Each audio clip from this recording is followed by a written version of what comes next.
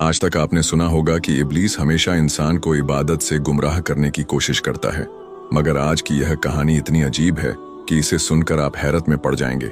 एक शख्स अंधेरी रात में नमाज अदा करने के लिए अपने घर से निकला।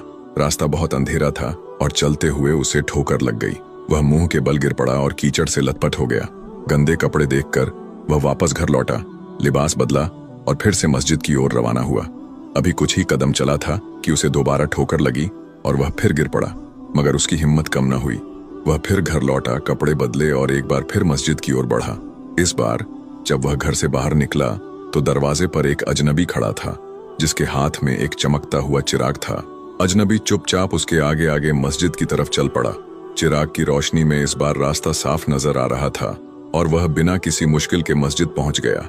मस्जिद के दरवाजे पर वह अजनबी ठहर गया और नमाजी अंदर चला गया। नमाज अदा करने के बाद जब वह बाहर निकला तो देखा कि वह अजनबी अभी भी खड़ा था, मानो उसे घर छोड़ने आया हो।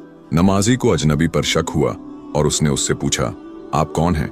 अजनबी ने जवाब दिया, मैं इब्लीस हूँ। यह सुनकर नमाजी हैरान रह गया और बोला, शैतान मुझे मस्जिद तक कैसे छोड़ने आया? तेरा काम तो लोगों को गुमराह करना है। इब्लीस हंसते हुए बोला, जब पहली बार तू गिरा तो अल्लाह ने तेरे सारे गुनाह माफ कर दिए। जब दूसरी बार गिरा तो अल्लाह ने तेरे पूरे खानदान को बख्श दिया।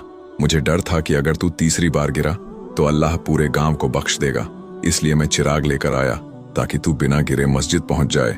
यह सुनकर नमाजी की आंखों में आंसू आ गए। उसने सजदे में गिरकर अल्लाह का शुक्र अदा किया कि उसकी मेहनत और नियत को अल्लाह ने कबूल कर लिया।